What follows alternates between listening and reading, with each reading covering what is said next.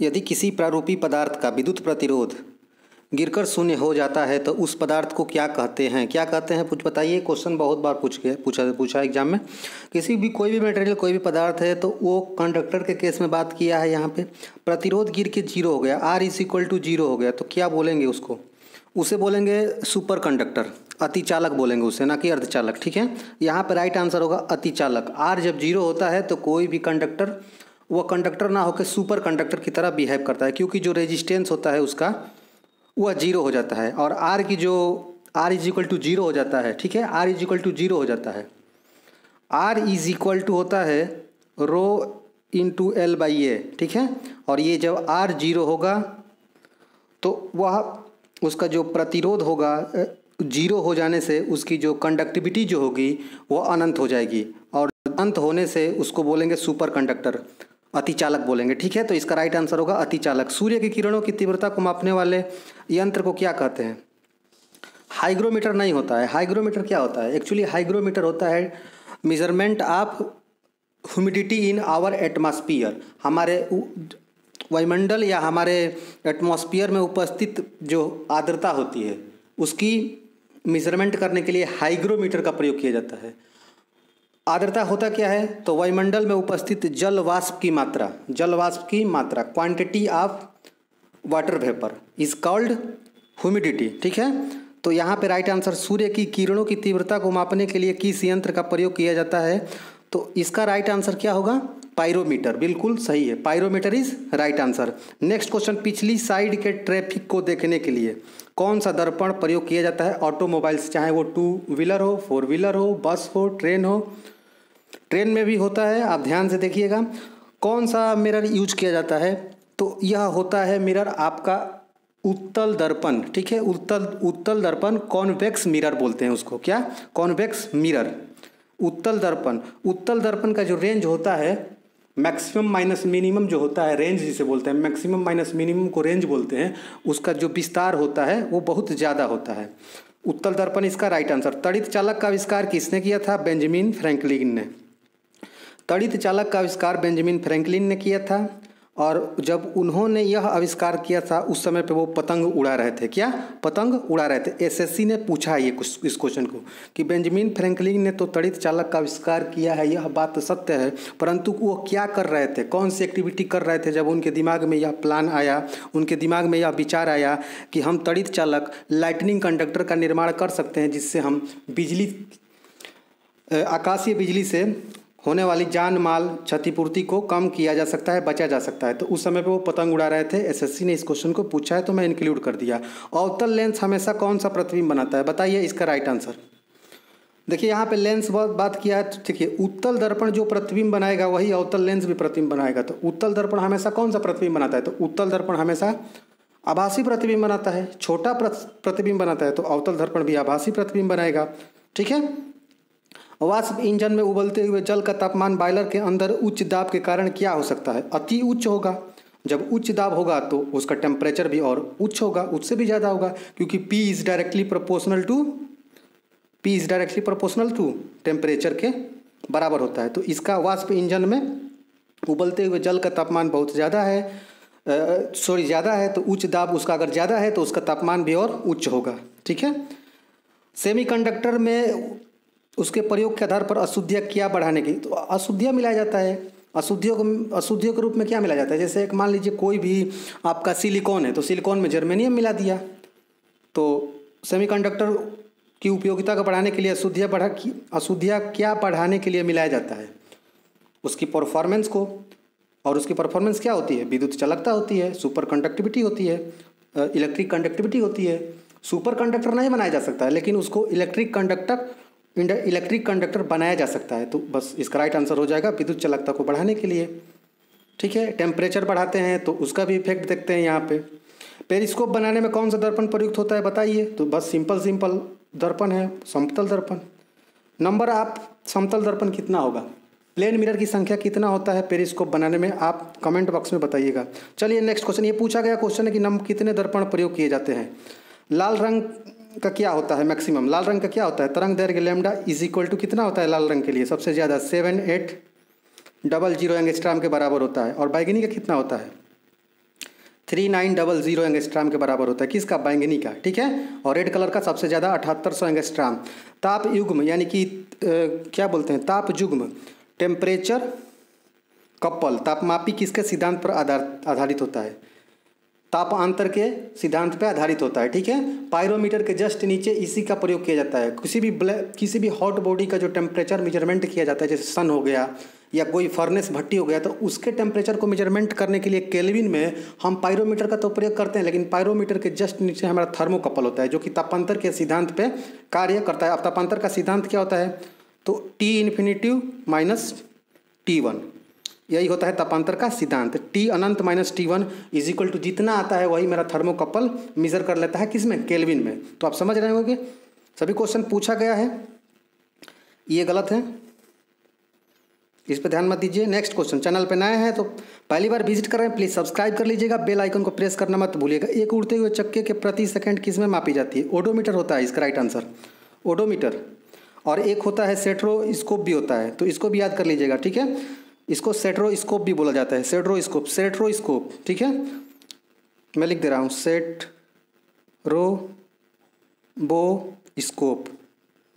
ठीक है।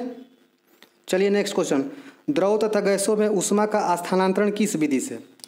द्रव और गैस दिया है, तो देखिए एक चालन होता है जिसे हम कंडक्शन बोलते हैं, एक हमारा संवहन होता है जिसे कन्वेक्शन बोलते हैं, और एक हमारा विकिरण होता है जिसे रेडिएशन बोलते हैं। तो यहाँ पे बोला है लिक्विड के लिए, द्रव और गैस के लिए, यानी कि फ्लूइड के केस में बात किया है। लिक्विड और गैस के लिए ऊष्मा का स्थानांतरण विधि सबसे आसान विधि कौन सा है? सिंपल है, आपका संवहन हो जाएगा, कन्वेक्शन हो जाएगा। क्यों?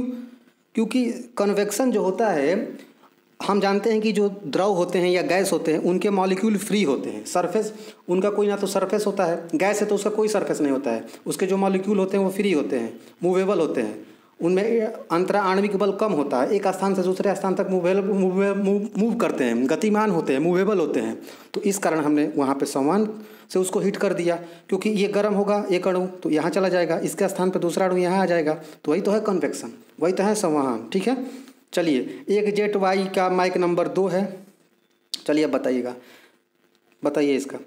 जेट नंबर का माइक नंबर 2 दिया है, हवा का वेग 332 मीटर पर सेकंड है, तो वायुयान की चाल कितना होगा? यहाँ पे चूंकि गलती हो गया है, वायुयान का चाल बताया, तो वायुयान की चाल देखिए, माइक नंबर 2 = होगा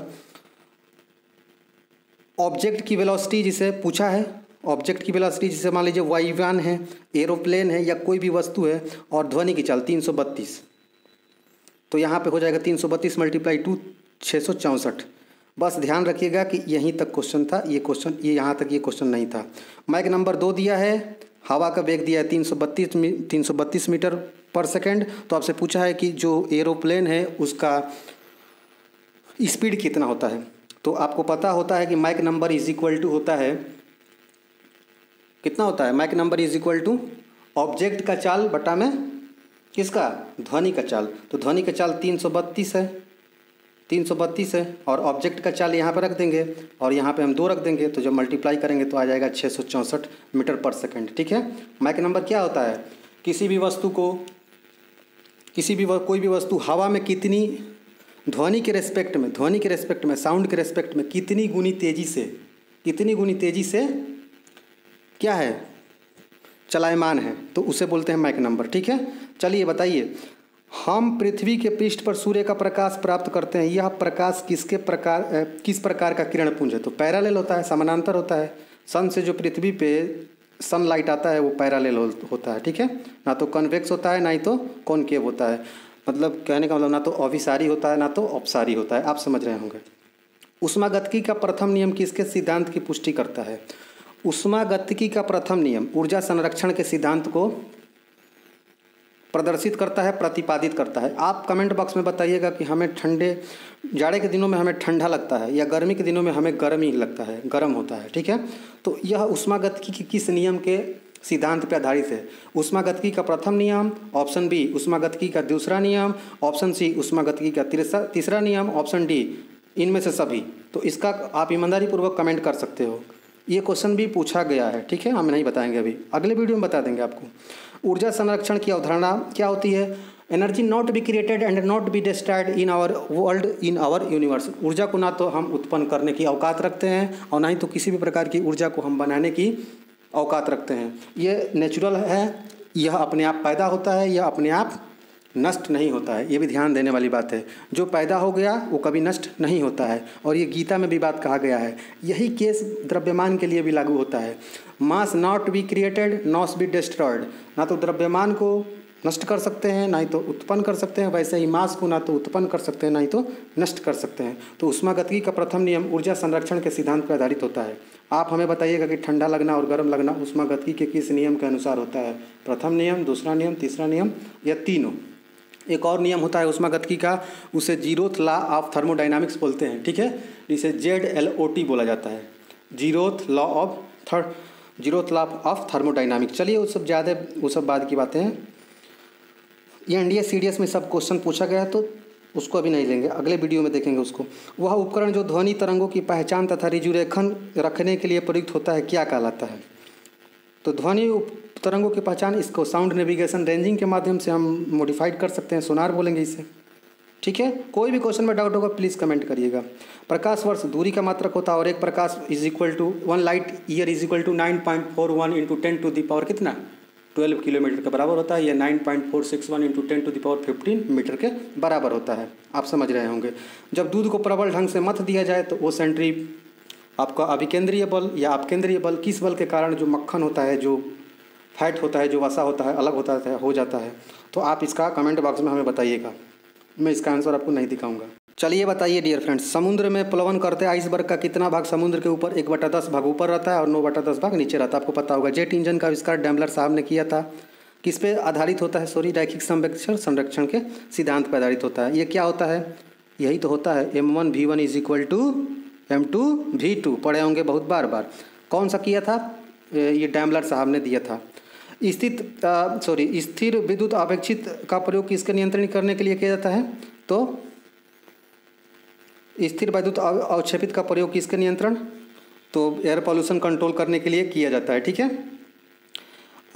मूलभूत यूनिट मात्रा किसकी मूलभूत क्या है? ऑप्शन देखिए, ऑप्शन देखने में पता चलेगा। फोटान। अच्छा, यहाँ पे क्वेश्चन कंप्लीट नहीं है। यहाँ पे पूछा है कि प्रकाश की मूलभूत यूनिट क्या होती है, तो फोटान होती है। फोटान क्या होता है? बंडल पैकेट के फॉर्म में एग्जिस्ट करता है, ट्रांसमिट होता है, ठीक है। सूर्योदय और सूर्यास्त के समय आसमान में लाल रंग होता है जिसमें माध्यम से आवश्यकता नहीं होता। क्या होता है इसका राइट आंसर बताइए? सूर्योदय और सूर्यास्त के समय आसमान में लाल रंग किसके कारण होता है? क्या प्रतीत होता है? तो यह विकिरण होता है। और विकिरण यानी कि स्कैटरिंग यानी कि प्रकीर्णन, ठीक है। समझ गए होंगे, कोई दिक्कत वाली बात नहीं है। ध्वनि तरंगे किसके कारण प्रतिध्वनि होती है? परावर्तन के कारण, ठीक है। ऊष्मा के स्थान परिवर्तन के लिए 17 मीटर 18 मीटर के नियर अबाउट हमें डिस्टेंस चाहिए होता है। मतलब उतना एग्जैक्ट ही 17 18, ऑप्शन में 19 20 भी रहता है। ऊष्मा के स्थानांतरण की किस विधि को माध्यम की आवश्यकता है? तो रेडिएशन होता है, मैं बता चुका हूँ। चालन होता है, संवहन होता है और आपका रेडिएशन होता है। मतलब होता है डियर फ्रेंड्स, एक होता है कंडक्शन, एक होता है कॉन्वेक्शन, एक होता है रेडिएशन, ठीक है। किसी वस्तु की विशिष्ट ऊष्मा पिंड के किस पर निर्भर करता है? विशिष्ट ऊष्मा क्या होता है? तो मैं लिख दे रहा हूँ, Q is equal to MS delta T। तो आप डिनोट करेगा किस पे? मास पे, टेम्परेचर पे। और S क्या होता है? हमारा स्पेसिफिक हीट, विशिष्ट ऊष्मा। Q is equal to MS delta T। पढ़े होंगे कक्षा 9 में। तो द्रव्यमान पे ये क्या करता है? डिपेंड करता है। Q is equal to MS delta T। Option में टेम्परेचर रहेगा तो और मास रहेगा, दोनों रहेगा तो दोनों को मारेंगे। मास और टेम्परेचर दोनों पर डिपेंड करता है। विशिष्ट ऊष्मा S है हमारा।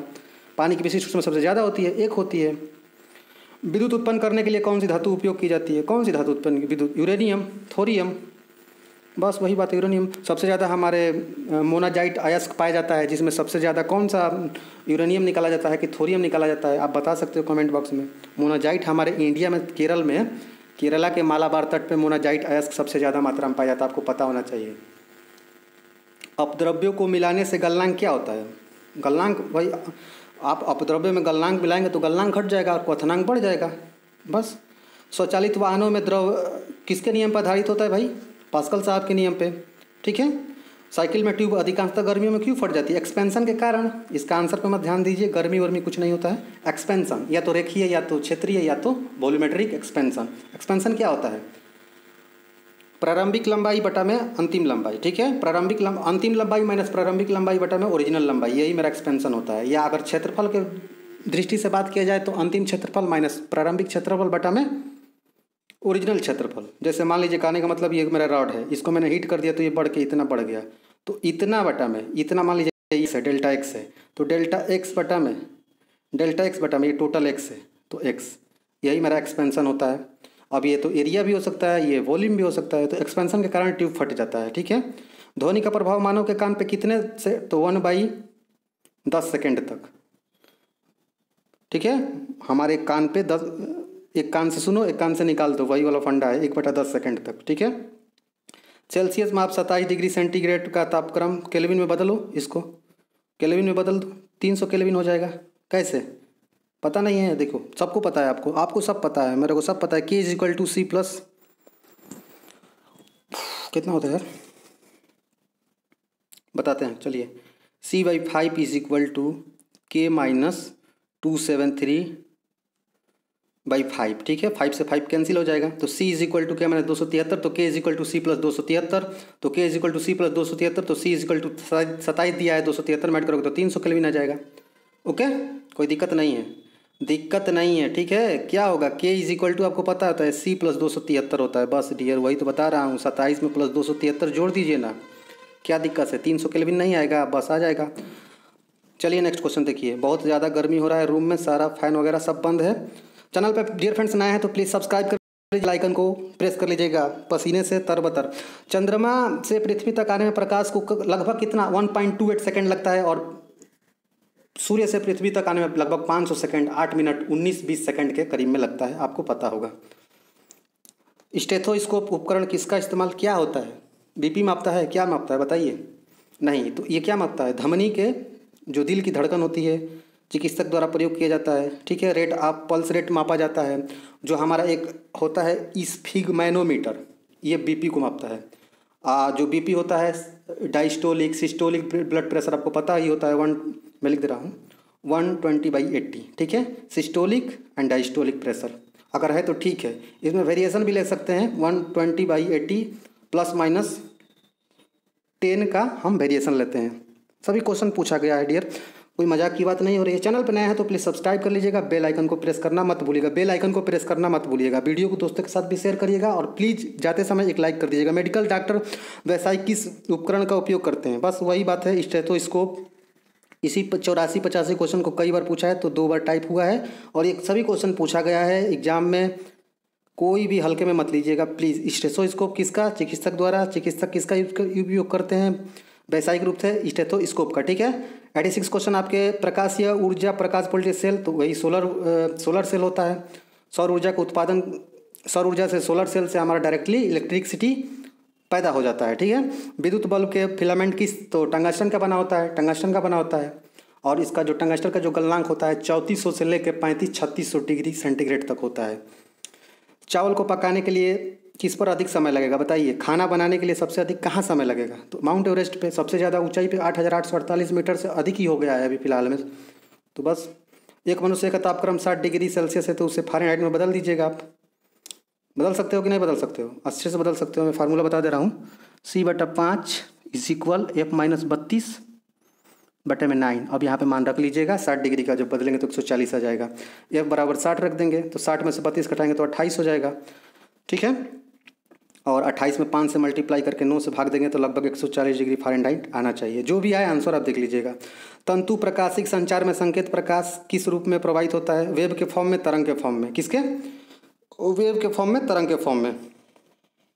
डियर फ्रेंड्स पहला पार्ट अपलोडेड है, 50 क्वेश्चन तक है, उसको देख लीजिएगा। डिस्क्रिप्शन बॉक्स के जस्ट नीचे लिंक पड़ा हुआ है, प्लीज़ उसको देख लीजिएगा। ये सभी क्वेश्चन 18 वर्षों में बार बार पूछे गए हैं, 18 सालों में बार बार पूछे गए हैं। डियर फ्रेंड्स नोबेल पुरस्कार किसके नाम पर शुरू किया गया था? तो अल्फ्रेड नोबेल थे, ठीक है। 1896 आपको याद होगा, डायनामाइट के आविष्कारक थे। इन्हीं के सम्मान में, और इन्हीं की जो वसीयत थी उसी का उस नोबेल प्राइज़ का शुरुआत किया गया था। अर्थशास्त्र के क्षेत्र में आपका बाद में लॉन्च किया गया था, मतलब शुरू किया गया था। चिकित्सा के क्षेत्र में दिया जाता है, साहित्य के क्षेत्र में दिया जाता है, सबको पता ही है। तो अल्फ्रेड नोबल साहब, किसका उड़ान सबसे अधिक ध्वनि प्रदूषण होता है? बस एरोप्लेन या जेट हो गया, जेट विमान, क्योंकि मैक नंबर का कॉन्सेप्ट वहीं पे लगता है। मैक नंबर बराबर कितना होता है? ऑब्जेक्ट, आर्टिकल या जेट या वायुयान या एरोप्लेन का आपका वेलोसिटी या चाल बटे में ध्वनि का चाल। ध्वनि का चाल हमेशा 332 मीटर पर सेकंड लिया जाता है, एक स्टैंडर्ड वैल्यू है। तो किसकी उड़ान द्वारा सबसे अधिक ध्वनि? तो वही जेट वगैरह हो दिया, हवाई जहाज दिया। जेट भी हो सकता है यहाँ पे, मतलब वही एयरफोर्स वाली, ठीक है, लड़ाकू विमान जिसे बोलते हैं। वर्षा की बूंद का गोलाकार पृष्ठ तनाव, surface tension T = F/L Newton पर मीटर, ठीक है। पृष्ठ तनाव के कारण ब्लैक बॉडी किसके विकिरण को, क्वेश्चन खोल जाओ भाई, ब्लैक बॉडी केवल किसके विकिरण को अवशोषित कर सकता है? तो बस वही रेड कलर वाले को, जिसका वेवलेंथ ज़्यादा होगा। तो रेड कलर, नीला आपका रेड कलर का होगा। तो यहाँ पे उच्च तरंग दैर्घ्य, जैसे रेड कलर वाला, जैसे 3900 एंगस्ट्रॉम वाला तो नहीं होगा, 7800 एंगस्ट्रॉम को अवशोषित कर सकता है वो, ठीक है। एक गेंद को 36 से 45 डिग्री के कोण पर फेंका गया, तो वो मैक्सिमम दूरी डिस्टेंस तय करेगी। प्रोजेक्टाइल मोशन का पूरा फार्मूला बता चुका हूँ चैनल पे, आप नए हैं सब्सक्राइब कर लीजिएगा, सभी वीडियो पड़े हुए हैं, देख लीजिएगा। ये फिजिक्स में मैं पढ़ा चुका हूँ। अधिकतम क्षैतिज मैक्सिमम 45 डिग्री के कोण पे मारा जाता है, और 2α बराबर कितना होता है? 90 डिग्री में बता चुका हूँ, ठीक है, कोई दिक्कत नहीं है। यदि वायुमंडल ना होता तो ब्लैक, हमारा आकाश कैसा दिखाई देता? यही शायद क्वेश्चन होगा जहाँ तक, काला, हाँ ठीक है, वही क्वेश्चन है। क्वेश्चन खुल नहीं रहा है डियर। यदि वायुमंडल ना होता तो, चलिए आगे बढ़ते हैं। 97, 98, 100 तक क्वेश्चन हम लोग सॉल्व करेंगे अभी। इसमें 1 मिनट और लगेगा। तो राइट आंसर इसका होगा ब्लैक, क्योंकि प्रकीर्णन होगा ही नहीं, स्कैटरिंग ऑफ लाइट होगा नहीं। क्यों? क्योंकि लाइट मौजूद ही नहीं है। तो हमको पता है कि जो हमारा बैगनी होता है, ये रमन साहब ने इसका रिसर्च खोज किया था, नोबेल प्राइज़ भी उनको मिला था इसके लिए, पता ही होगा। सबसे जो कमज़ोर होता है वही तो फैल जाता है, वही तो बिखर जाता है। और कौन होता है? 3900 एंगस्ट्रॉम वाला, कौन? बैगनी। इसीलिए स्कैटरिंग हो जाता है, उसका बिखरा हो जाता है, तो काला हो जाता है। क्यों? क्योंकि उसका तो वायुमंडल से ऊपर जाने पे लाइट है ही नहीं है, तो स्कैटरिंग किसका होगा? किसी का नहीं। तो जब किसी का नहीं होगा तो काला दिखाई देगा। एकीकृत परिपथ में प्रयुक्त अर्धचालक चिप सिलिकॉन का बनाया जाता है, जिसे बालू भी बोला जा सकता है, ठीक है। अवरक्त तरंग का प्रयोग किस उपकरण में किया जाता है? रात्रि में देखने के लिए, जिसे बोलते हैं रात्रि दृष्टि उपकरण। ये सभी क्वेश्चन पूछे गए हैं रेलवे में, SSC में, बैंक में। कार चलाते समय अपने पीछे यातायात के लिए बार बार पूछा गया उत्तल दर्पण, उत्तल दर्पण, उत्तल दर्पण, उत्तल दर्पण, क्योंकि रेंज इसका ज़्यादा होता है, रेंज इसका ज़्यादा होता है। 100 क्वेश्चन आपका ये है, सूर्य की रोशनी को पृथ्वी तक पहुंचने में कितना समय लगता है? लगभग 500 सेकंड का समय लगता है, लगभग 500 सेकंड का समय लगता है। कितना? डियर फ्रेंड्स, चैनल पर नए हैं तो चैनल को सब्सक्राइब कर लीजिएगा, बेल आइकन को प्रेस कर लीजिएगा। कार चलाते समय अपने पीछे के यातायात को देखने के लिए किस दर्पण का प्रयोग किया जाता है? उत्तल दर्पण का। और सूर्य की रोशनी को पृथ्वी तक पहुंचने में लगभग 500 सेकंड, यानी कि 8 minute 19 second, 8 minute 16 second, 8 minute 15 second, 8 minute 20 second, option के हिसाब से तय कर लेंगे। यहाँ पे दिया 8 मिनट 16.6 सेकंड, ठीक है। तो बस ये लास्ट है, अपना ध्यान रखिएगा। चैनल को सब्सक्राइब करना मत भूलिएगा। अच्छा लगा हो तो जरूर सब्सक्राइब करिएगा, अच्छा लगा हो तो लाइक भी करिएगा, दोस्तों के साथ शेयर करना मत भूलिएगा। जय हिंद, जय भारत। अपना ध्यान रखिएगा, अगला पार्ट आएगा इसके बाद, ठीक है। Thank you so much. जय हिंद, जय भारत।